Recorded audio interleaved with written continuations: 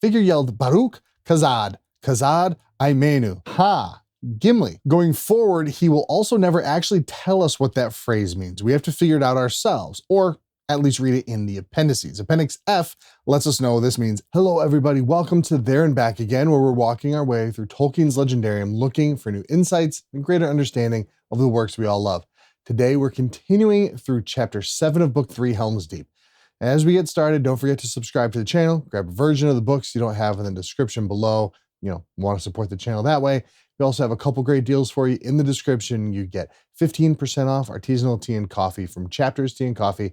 And also you get the friends and family discount when you refinance or purchase a new home with Rocket Mortgage. Links again are in the description. All right, let's dive in. We finished up the last video right as Theoden and company arrived at Helm's Deep and were taking account of the defenders of the fortress. The kings and his riders passed on. Before the causeway that crossed the stream, they dismounted. In a long file, they led the horses up the ramp and passed within the gates of the Hornburg. They were there welcomed again with joy and renewed hope, for now there were men enough to man both the burg and the barrier wall. And I'll put another picture up of the defense. I can't find the picture I want at a higher resolution, so sorry if this is a bit blurry. The Hornburg is set up with an outer gate leading to an outer court, then an inner gate leading to an inner court, and then the burg itself. Basically the actual fortress or castle part. There is a causeway leading over the river and then up the cliff and the hill.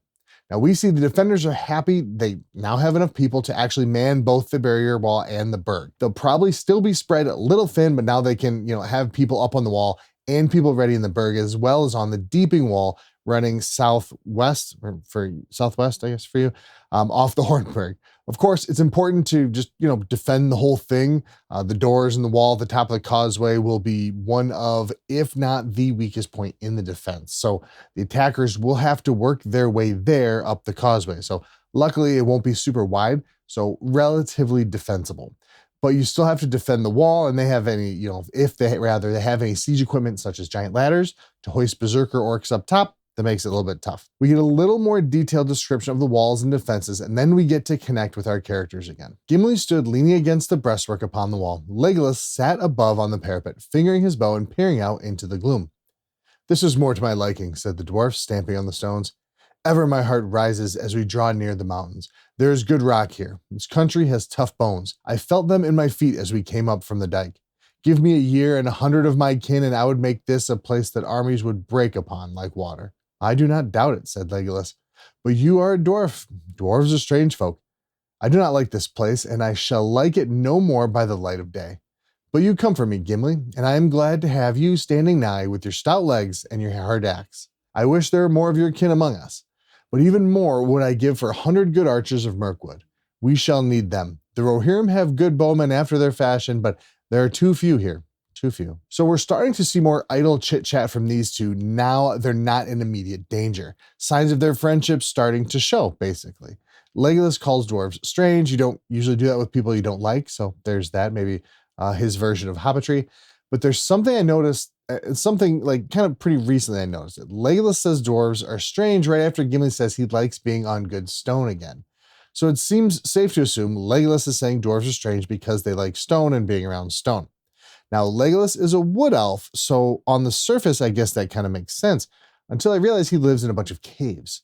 They're probably slightly different caves than dwarves live in. Doriath in the First Age was supposed to, as far as I can remember, almost look like a forest, but still seems a little odd, kind of, pot-kettle situation here. Now, while Gimli fights off sleep, they can look down into the valley approaching Helm's Deep. A slow time passed. Far down in the valley, scattered fires still burned. The hosts of Isengard were advancing in silence now. Their torches could be seen winding up the combe in many lines. Suddenly from the dike, yells and screams, and the fierce battle cries of men broke out. Flaming brands appeared over the brink and clustered thickly at the breach. Then they scattered and vanished. Men came galloping back over the field and up the ramp to the gate of the Hornburg. The rear guard of the Westfolders had been driven in. The enemy is at hand, they said. We loosed every arrow we had and filled the dike with orcs, but it will not halt them long. Already they are scaling the bank at many points, thick as marching ants, but we have taught them not to carry torches. Now, I just love this part. It starts with kind of this slow dread buildup. There's random fires, homesteads burning in the distance, the enemy coming in silence, holding torches in long snaking lines, sudden screams and battle cries. It's such an interesting way of writing this. It's not a long buildup of suspense, and it resolves kind of quickly. I bet it's a lot like a feeling maybe Tolkien had in the trenches at the Somme. Long time just waiting, maybe seeing some movement, but unable to do anything about it. Then fighting in the distance and your adrenaline spikes. Is the fight coming to you? And then it calms down and you have to recover from that adrenaline spike, but you know the fight is still coming, but now you can't see it. And honestly, that sounds really, really awful. And I do love the rear guard though. Shoot all the arrows just below the torches, get as many as you can before just booking it out of there. They didn't need to die just then, just make the enemy pause. And I love it, a bunch of chats. But they survive for now and the night progresses. It was now past midnight. The sky was utterly dark and the stillness of the heavy air foreboded storm. Suddenly the clouds were seared by a blinding flash. Branch lightning smote down upon the eastward hills. For a staring moment, the watchers on the walls saw all the space between them and the dike lit with white light. It was boiling and crawling with black shapes, some squat and broad, some tall and grim, with high helms and sable shields. Hundreds and hundreds more were pouring over the dike and through the breach. The dark tide flowed up to the walls from cliff to cliff. Thunder rolled in the valley. Rain came lashing down. Now, this section is amazing. Tolkien is again setting the scene. First, have you ever been somewhere where there's no light? Not like, oh, it's kind of dark, but like you can't see your hand 3 inches in front of your face. Like that kind of dark. It's crazy. I'm sure the people in the story have been in that situation before, but like when you already know their enemies coming to conquer you and you can't see them, that's gotta be honestly just terrifying. We're going to get a little more complicated to the point where I don't actually know the terms I'm supposed to use. So kind of bear with me. But listening to Corey Olson's Exploring the Lord of the Rings podcast clued me in on stuff like this. It says the clouds were seared by a blinding flash. And I think that's called the passive voice. English majors, correct me in the comments, please. My degree is exercise science. But the clouds aren't doing anything. They're just sitting there and something happens to them. They are seared. Then we see the lightning smite, whatever, down. I guess that's the active voice. Even if I'm wrong with the precise term, I think you can kind of get what I'm saying. The lightning is acting. It's doing something itself. So tension builds and there's a blinding flash, no thunder. Then we see the space active again, boiling and crawling with shapes. The bodies of orcs and men aren't crawling. The space is boiling. And literally as I'm writing up this script, I'm realizing this is prepping us for the competition of Legolas and Gimli. It's dehumanizing the enemy. Can you dehumanize an orc if they're not a human? Anyway, it's preparing our brain to not think of them as people or even thinking like conscious beings, but as animals, wild animals. And it's really subtle. I never caught that until now. And this is why I love doing this, making these kind of videos. Now, after a bit of posturing, the attack begins in earnest. Brazen trumpets sounded. The enemy surged forward, some against the deeping wall, others towards the causeway and the ramp that led up to the Hornburg gates. There, the hugest orcs were mustered and the wild men of the Dunland fells. A moment they hesitated, and then on they came. The lightning flashed and blazoned upon every helm and shield. The ghastly hand of Isengard was seen. They reached the summit of the rock. They drove towards the gates. Then at last an answer came. A storm of arrows met them and a hail of stones. They wavered, broke, and fled back, and then charged again, broke and charged again, and each time, like the incoming sea, they halted at a higher point. Again, trumpets rang, and a press of roaring men leaped forth. They held their great shields above them like a roof, while in their midst they bore 2 trunks of mighty trees. Behind them, orc archers crowded, sending a hail of darts against the bowmen on the walls. They gained the gates. The trees, swung by strong arms, smote the timbers with rending boom. If any man fell, crushed by a stone hurtling from above, 2 others sprang to take his place. Again and again, the great rams swung and crashed. I like this part because it makes sense.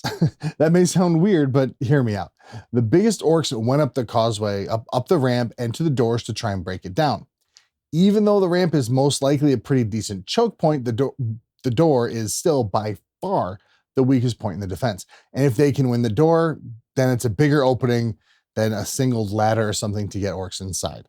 Now, Brett Devereaux from a collection of unmitigated pedantry may disagree with me. He's ancient military historian. I'm not. So check out his site if you're interested in this sort of thing. I'll try to remember to link it down below. But at the very least, Tolkien knew a little bit about medieval-ish warfare, and I'm such a visual person. I see the story in my head like the way he describes it. And it's so visceral and awesome, and it just makes for, a great movie in my head. So someone should do that. It'd be a really, really cool movie. At this point, Aragorn and Éomer are really just standing there. They can only see what any torches show them, but the orcs stopped using them. So now they're pretty much blind, just listening to the tumult around them. A flash of lightning shows them the attack on the door, gaining ground. "Come," said Aragorn, "this is the hour when we draw swords together." Running like fire, they sped along the wall and up the steps and passed into the outer court upon the rock. As they ran, they gathered a handful of stout swordsmen. There was a small postern door that opened in an angle of the berg wall on the west, where the cliff stretched out to meet it. On that side, a narrow path ran round towards the great gate, between the wall and the sheer brink of the rock. Together, Éomer and Aragorn sprang through the door, their men close behind. The two swords flashed from the sheath as one. "Guthwine!" cried Éomer. "Guthwine for the mark!" "Andúril!" cried Aragorn. "Andúril for the Dunedain!" Charging from the side, they hurled themselves upon the wild men. Andúril rose, fell, gleaming with white fire. A shout went up from the wall and tower. "Andúril! Andúril goes to war! The blade that was broken shines again!" Dismayed, the rammers let fall the trees and turned to fight. But the wall of their shields was broken as by a lightning stroke, and they were swept away, hewn down or cast over the rock into the stony stream below. The orc archers shot wildly and then fled. I don't even know what to say anymore. This is such an evocative passage. I hold my breath every time I read it. The two of them, it says there's other swordsmen, but it only talks about them, especially once they start fighting. It's just the two swords flashed. Aragorn, Éomer. They decide they're the only thing that can save the door from giving way and letting the enemy in. And I think the gambit works for a couple of big reasons. One, they're amazing fighters. They know how to stay alive in a fight while doing as much damage as possible. And two, the causeway and ramp are narrow. A narrow area can be held by fewer men. The enemy can have 1,000,000 soldiers, but if only 3 can fight at the front, the rest aren't very helpful. Reason 3, surprise. Not surprise, but they had surprise. Which one of the enemies would be expecting an attack from the side on a big ramp that's kind of like up in the air? So no one.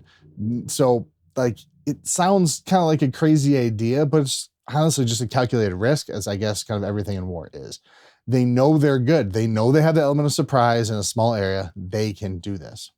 And actually, fun fact, thanks to Hammond and Skull, Éomer cries, "Guthwine!" That's the name of his sword. Guth is war or battle, fight, and Wine is friend, or Vine. I don't know if it's a V. Anyway, it's pretty apt. The sword served him well. Now, as they rest outside of the door, for a moment, we get this interesting back and forth. "We did not come too soon," said Aragorn, looking at the gates. Their great hinges and iron bars were wrenched and bent. Many of their timbers were cracked. The doors will not withstand another battering. "Yet we cannot stay here before the walls to defend them," said Éomer. "Look," he pointed to the causeway. Already, a great press of orcs and men were gathering again beyond the stream. Arrows whined and skipped on the stones about them. "Come, we must get back and see what we can do to pile stone and beam across the gates within. Come now." So at least they recognized they needed to get back behind the doors, but you're probably wondering why I said this was interesting, because it seems kind of, honestly, not that interesting. So Hammond and Skull let us know that the phrase, "the doors will not withstand another such battering," was actually left out of printings before 2004. Now, my current reading volume is the 50th anniversary 1-volume edition. This one. Now, I love big floppy paperback for a reading copy. Really only got this one a few years ago because my old reading copy's cover is starting to fall off. And to my lasting shame, it does have cover of the movies on it, but this was the only big floppy paperback I could find back in 2003 or something when I bought it. Anyway, I checked in here and yeah, that whole sentence is missing. But the thing that's crazy is the next sentence that Éomer says is still there, "Yet we cannot stay here beyond the walls to defend them." And I never caught that that didn't make sense. That's still there. Never caught that. It's weird. But anyway, I guess Aragorn was looking at the doors and, it could have been looking pointedly. So Éomer got the hint. Still, fun little Easter egg I discovered for, at least myself anyway. I checked my only other old copy or old enough copy of The Two Towers. Yes, Fabio Legolas on it. And it's the same thing. And Hammond and Skull quote Christopher Tolkien stating he has no idea why they were left out. They were in the typescript and there's no notes anywhere about why that phrase is left out. But yeah, that's my little rabbit hole for this chapter. So on to the next reading. They turned and ran. At that moment, some dozen orcs that had lain motionless among the slain leaped to their feet and came silently and swiftly behind.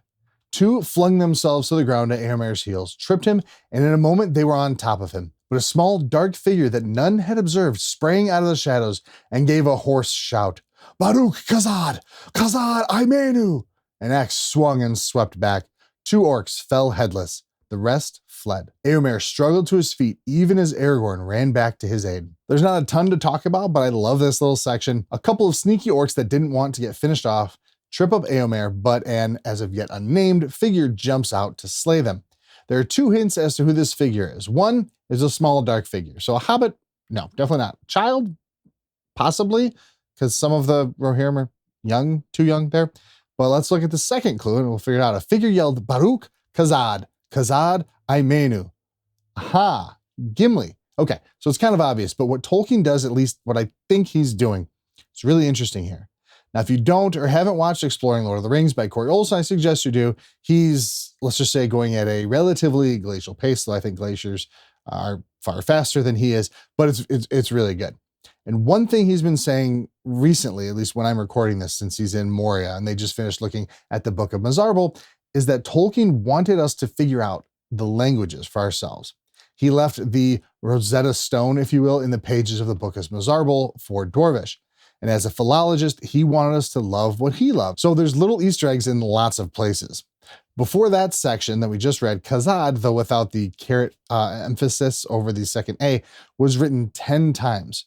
Of course, always in reference to Khazad-dûm, and one of those was the chapter title for the Bridge of Khazad-dûm. Going forward, he will also never actually tell us what that phrase means. We have to figure it out ourselves, or at least read it in the appendices. Appendix F lets us know this means axes of the dwarves are upon you. So if you're vertically challenged and people start picking a fight with you, make sure you lead with Kazad Aimenu. Dwarves are upon you. Now, when Éomer asked how Gimli came to be there at such an opportune time, I followed you to shake off sleep, said Gimli. But I looked on the hillmen and they seemed overlarge for me, so I sat beside a stone to see your swordplay. I shall not find it easy to repay you, said Éomer. There may be many a chance ere the night is over, laughed the dwarf. But I am content. Till now I have hewn naught but wood since I left Moria. I love this so much. He needed to walk around to stay awake, so he followed him out. But he thought the Dunlendings were a little bit big. So I'll just kind of sit this fight out. So I don't know, kind of a bit of like gallows humor, I guess you could say, probably something similar again to what Tolkien experienced in the trenches at the Somme. As they head back inside, Gimli comes across Legolas. Two, said Gimli, patting his axe. He had returned to his place on the wall. Two, said Legolas, I have done better, though now I must grope for spent arrows, all mine are gone. Yet I make my tale 20 at the least. But that is only a few leaves in the forest. Here we have the beginning of the competition between Legolas and Gimli, who can defeat the most orcs. Now, there are probably many people, myself included, who read this and think, oh, fun, it's a competition, and get great enjoyment out of it later when they banter more about it. But the more I read the book, especially the bits with Sam and Cirith Ungol, and go over stuff in History of Middle-earth, I see a big evolution of the orcs in the Lord of the Rings. Now, I went over this more in depth in this video, probably over here, and also I do suggest the video from Girl Next Gondor who talked about it. But the short of it is, orcs were initially created by Tolkien as basically cannon fodder. And we see that here. They're nameless, they're faceless. They're just there to provide something for our heroes to prove their heroism once again. But when you dive in how they were made and the changes Tolkien made to the Silmarillion after the Lord of the Rings and before his death, you realize it's a pretty big issue. How do they fit into his legendarium? If Eru doesn't allow his servants, Aule, Morgoth, Sauron, to the power to fully create new beings with souls who could be their own persons, they would have to be corrupted beings. And if they were corrupted beings, could they be redeemed? Well, I mean, if they couldn't be redeemed, could he live with that? Tolkien, I mean, considering his Catholic beliefs, said everyone could be redeemed. You can see the problem he was fighting against. But go watch that video of mine and Girl Next Gondor's. I link it in that video. There's a lot more to the problem that we both kind of go into. So the night drags on. Everyone is tired. They're out of arrows, out of energy. Then a clamor arose in the deep behind. Orcs had crept like rats through the culvert through which the stream flowed out. There they had gathered in the shadow of the cliffs until the assault above was hottest and nearly all the men of the defense had rushed to the wall's top. Then they sprang out. Already some had passed into the jaws of the deep and were among the horses, fighting with the guards. Down from the wall leaped Gimli with a fierce cry that echoed in the cliffs. Khazad! Khazad! He soon had work enough. Aye, oi, he shouted. The orcs are behind the wall. Aye, oi, come Legolas, there are enough for us both. Khazad, I Manu! The orcs find the other weakest point of the defenses, the opening for the stream that comes out of the hills. And honestly makes sense. You don't want to pool back there. And with battle happening everywhere else, it could, be pretty easy for a few orcs to creep in there, wreak havoc. Luckily, Gimli and Gamling are bosses, which brings us to the last reading for today. Gimli, Gamling, and presumably others defeat the orcs that crept through the culvert. They gathered such small boulders and broken stones as they could find to hand, and under Gimli's direction, the Westfold men blocked up the inner end of the culvert until only a narrow outlet remained. Then the deepening stream, swollen by the rain, churned and fretted in its choked path, and spread slowly in cold pools from cliff to cliff. It will be drier above, said Gimli. Come, Gamling, let us see how things go on the wall. He climbed up and found Legolas beside Aragorn and Éomer. The elf was whetting his long knife. There was for a while a lull in the assault, since the attempt to break in through the culvert had been foiled. 21, said Gimli. Good, said Legolas, but my count is now 24. It has been knife work up here. I find it interesting that they needed Gimli's direction to pile up rocks. Is it not enough to just pile up rocks in front of the culvert and leave a little hole? I don't know. Obviously, there's a craft to building actual things, but if you're just damming it up, I feel like just chucking a bunch of stuff in there would work. Right? I don't know. Anyway. And finally, Gimli climbs back up on top of the wall to relay his total back to Legolas with pride, only to find Legolas is ahead of him by 3. I originally did this math completely wrong somehow. Though I will say that particular battle, Gimli won by far. From what we know, he has 2 and Legolas has 20 before Gimli had to jump down and fight.